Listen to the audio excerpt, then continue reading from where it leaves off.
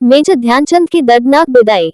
जब मैं मरूंगा, पूरी दुनिया रोएगी लेकिन भारत के लोग एक आंसू नहीं बहाएंगे, मुझे पूरा भरोसा है। जीवन के अंतिम दिनों में रिटायर्ड मेजर ध्यानचंद को बहुत सी स्वास्थ्य संबंधी समस्याओं ने घेर लिया था।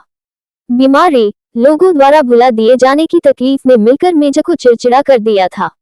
उन्हें देशवासियों, सरकारों और हॉकी फेडरेशन से मिल रही ट्रीटमेंट पर बहुत कोफ्त होती थी। मेजर की मौत से लगभग 6 महीने पहले उनके एक दोस्त पंडित विद्यानाथ शर्मा ने उनके लिए एक वर्ल्ड टूर का प्रोग्राम बनाया। शर्मा को लगा था कि इससे मेजर का यूरोप के हॉकी प्रेमियों के साथ दोबारा मिलना हो जाएगा और ये लेजेंड फिर से लोगों की नजर में आ जाएगा। इस टूर के लिए सारी तैयारियां हो चुकी थी। एयर टिकट्स खरीद लिए गए थे लेकिन मेजर इस टूर पर जाने की हालत में नहीं थे। मेजर के विदेशी दोस्तों ने बेहतर इलाज के लिए उनसे यूरोप आने की गुहार लगाई लेकिन मेजर ने ये कहते हुए जाने से इनकार कर दिया कि उन्होंने दुनिया देख ली है। साल 1979 के आखिर में जब एक बार मेजर के बेटे अशोक कुमार हॉकी खेल रहे थे, उन्हें उनके पिता की गंभीर हालत के बारे में बताया गया। मेजर को ट्रेन के जरिए झांसी से दिल्ली लाया गया जहां उन्हें एम्स के जनरल वार्ड में धकेल दिया गया। अपने आखिरी दिनों में भी मेजर हॉकी की ही बात करते थे। उन्होंने अपने परिवार को याद दिलाया कि उनके मेडल्स का ध्यान रखा जाए। उन्होंने सख्त लहजे में हिदायत दी कि इस बात का ध्यान रखें कि कोई उनके कमरे में जाकर उनके मेडल्स न चुरा पाए।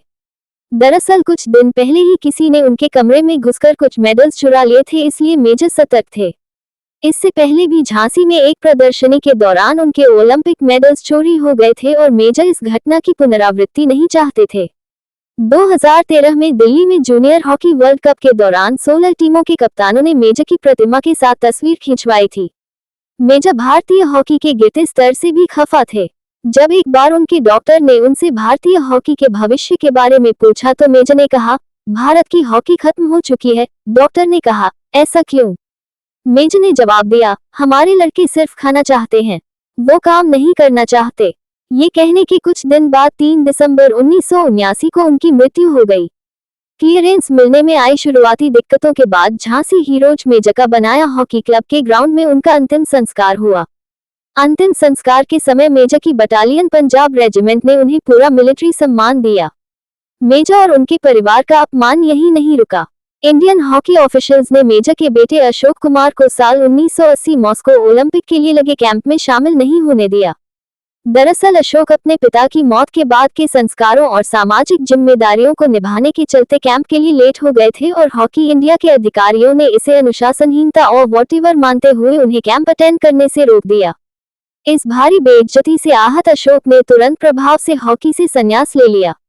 मौत से 2 महीने पहले मेजर कहा था, जब मैं मरूंगा, पूरी दुनिया रोएगी लेकिन भारत के लोग मेरे लिए एक आंसू नहीं बहाएंगे, मुझे पूरा भरोसा है। भारत देश, हॉकी इंडिया, सरकार सभी उनके भरोसे पर खरे उतरे।